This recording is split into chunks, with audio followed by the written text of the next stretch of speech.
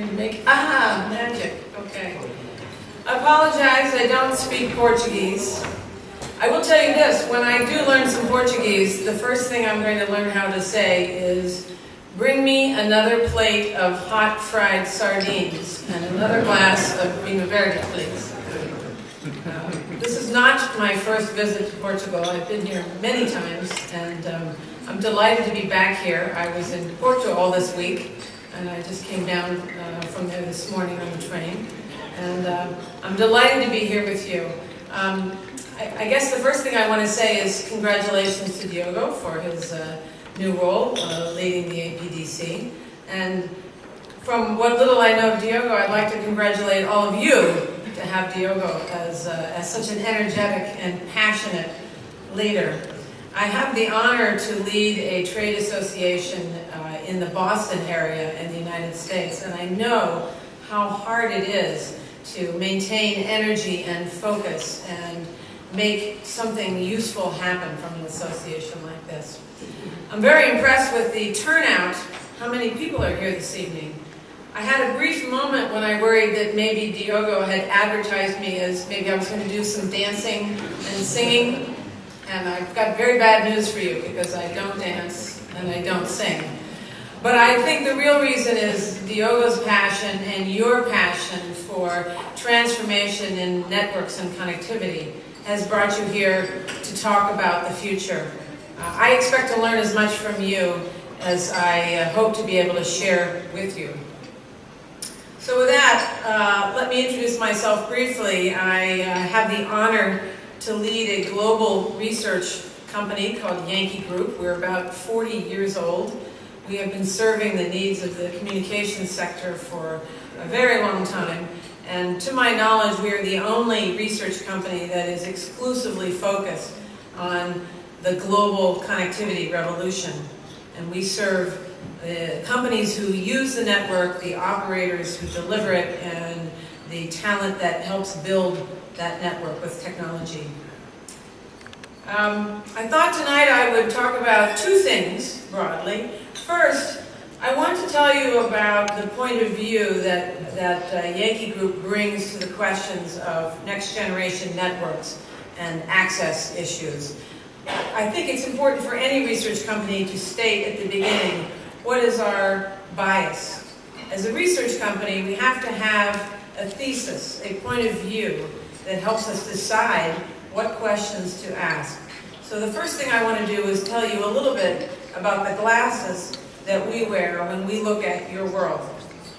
So I'm going to talk a little bit about something I call the evolution of anywhere. Then I'll talk very briefly about the architectural consequences, and then I will share a few highlights from some research produced by one of our regulatory analysts on some recent developments in next generation network access regulation. And then I understand the fun begins. We're going to begin throwing bread rolls, right? And having a battle. Is that right? We each take sides, one on one side, one group on the other. Okay, so let's start. At Yankee Group, we believe that the future holds something for all of us called ubiquitous connectivity. It's taken me 3 years to teach everybody in my company how to spell the word ubiquitous, but it means everywhere. Our vision is that we are moving to a world when the costs and the very small size and the incredible value of communications technology is going to make it possible to be everywhere. And central to that vision is a concept we have called the Anywhere Network.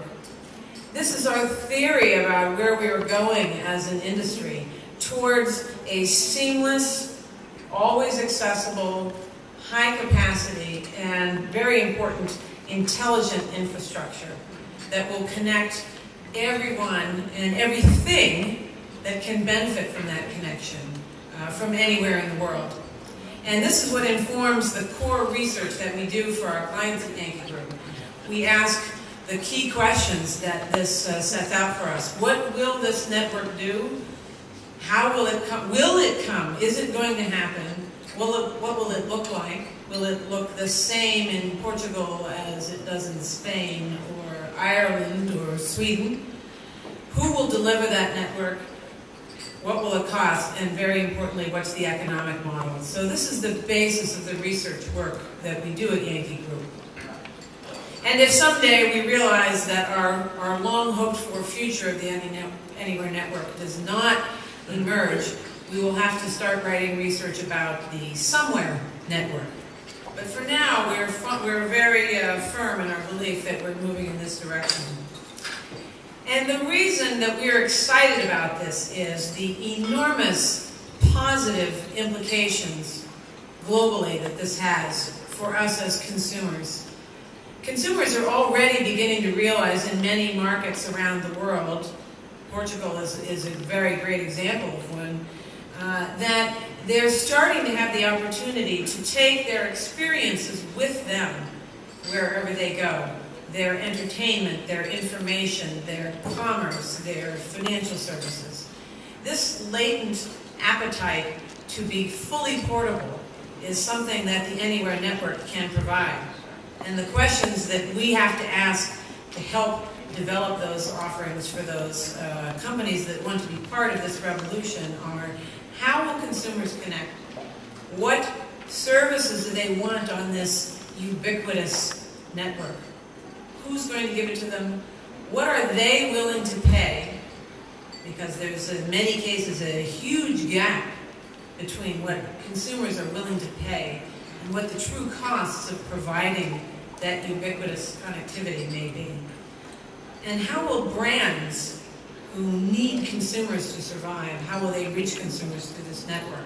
A very critical component of the economic models for a network. Once you have anywhere consumers taking advantage of an anywhere network, something interesting happens to corporations. And that's the final piece of our vision about the evolution of anywhere. And that is that enterprises will begin to become anywhere enterprises. Our vision is that ultimately, with the right kind of network in place around the world that's seamless, high capacity, intelligent, always available, that enterprises can operate their organizations and reach employees and partners and assets anywhere they are. It produces another set of research questions that are already keeping us very busy. What does it mean to become an anywhere network? What services does a corporation need from a network to support a worker that can be anywhere?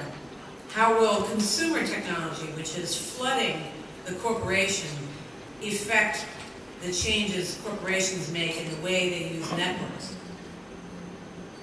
So this is a little bit about our vision. We call it the evolution of anywhere. And it includes many pretty pictures like this lovely bridge in the city of Prague. Yes, thank you very much.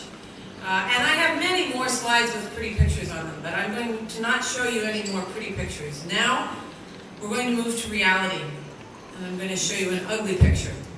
This is the vision, what we think is possible. The question is, if this is possible, how do we get there? So here's a picture of some pain that many of us feel today. This is Yankee Group's forecast worldwide of revenues from providing fixed line access. So you can see the top yellow colored bars are North America, the second is Latin America, Europe, Middle East, and Africa is in the middle. Asia is at the bottom. You can see Europe is showing no growth at all.